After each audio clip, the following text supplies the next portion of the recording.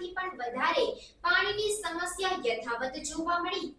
વડોદરા શહેરના માંજલપુર ગામમાં નવાપુરા ફળિયામાં આશરે 3 મહિનાથી પણ વધારે પાણીની લીકેજની સમસ્યાની કમ્પ્લેનો કેટલીક કંપનીઓએ કરી હોવા છતાં એનું કોઈ સોલ્યુશન આવ્યું નથી। અમુકવાર કમ્પ્લેનો કર્યા પછી જોવા આવે છે પણ એનો કોઈ રસ્તો કરતા નથી અને બ્લોક પણ જુઓ તો બધા બ્લોક નીકળી ગયા છે। આશરે 1 થી 2 વર્ષથી આ સમસ્યા બ્લોકની છે છતાં કોઈ જોવા સરખું આવતું નથી। રિપોર્ટર કંચન પરમાર સાથે કેમેરામેન જયદીપ સોલંકી। जय माताजी। आज रोज માંજલપુર ગામમાં નવાપુરા ફળિયામાં આ 2 મહિનાની ઉપર 2 થી 3 મહિનામાં વારંવાર કમ્પ્લેનો કરી છે। મેક્સિમમ ઓછામાં 50 વાર કમ્પ્લેન કરી છે પણ છતાંય પોઝિશન સેમ ટુ સેમ। આ જે પાણી તમને દેખાઈ રહ્યું છે એ કોઈ જમીનમાંથી પાણી નથી નીકળતું। જે પાઇપ નવી પાઇપ કનેક્શન નાખી છે એમાં પ્લાસ્ટિકની પાઇપ વાપરી છે। વારંવાર જ્યારે પ્લાસ્ટિકની પાઇપ નાખવા માટે આવ્યા તે ઘડીએ કીધું કે પ્લાસ્ટિકની પાઇપ ના ચાલે, આને તમે ચેન્જ કરો, પણ કોર્પોરેશન ખબર નહીં પૈસા કમાવા માટેની આ પ્લાસ્ટિક નાખી છે કે પછી ભ્રષ્ટાચાર છે। બાકી પ્લાસ્ટિકની એકદમ પાતળી પાઇપ કોઈ બી ગાડી અહીંયાથી જાય તૈયારીમાં તૂટી જાય છે અને કોર્પોરેશનને કેટલી વાર કમ્પ્લેન કરી છે પણ છતાંય। અને તમે જુઓ અહીં આગળ પાણી બી કેટલું વેસ્ટ થઈ રહ્યું છે। રસ્તાની હાલત જુઓ, બધા બ્લોક એકદમ નીકળી ગયા છે પણ છતાંય રસ્તાની બ્લોકની વાત કરીએ તો છેલ્લા 1.5 વર્ષથી આ પ્રોબ્લેમ છે પણ છતાંય કોઈ એનો કોઈ ઇલાજ કરતું નથી। વારંવાર કમ્પ્લેન કરીએ છીએ, ફોન કરીએ છીએ, લેખિતમાં પણ આપીએ છીએ પણ ખાલી બસ વોટ લેવાના હોય છે ત્યારે નેતાઓ દેખાય છે આગળ, બાકી કોઈ નહીં દેખાતું। અને કોર્પોરેશનની વાત કરીએ તો કોર્પોરેશનમાં જો કદાચ વેરા ના ભર્યા હોય ને તો એ લોકો તૈયારીમાં કનેક્શન કાપવા માટે આવી જાય છે। તો પૈસા લેવા માટે જેટલી ઉતાવળ કરો છો એટલી કામ કરવામાં બી ઉતાવળ કરો। અને ફરીવાર જો આ ટૂંક સમયની અંદર આ થોડા દિવસની અંદર જો આનો રસ્તો નહીં થયો તો કોર્પોરેશન હશે કે કોઈ બી નેતા હશે અહીં માંજલપુર ગામની અંદર કોઈને ઘૂસવા નહીં દઈએ। એટલા માટે આ કામ થવું જોઈએ। ના થયું તો સમજો માંજલપુરની પ્રજાને ખબર છે કે શું કરવું।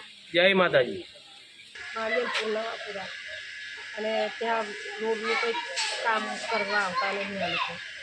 કેટલી વખત જો આપેલી છે કોઈ આવતા છે નહીં, આવે છે કામ કરીને પછી આવું આ કાચું કામ કર્યું છે લોકોએ।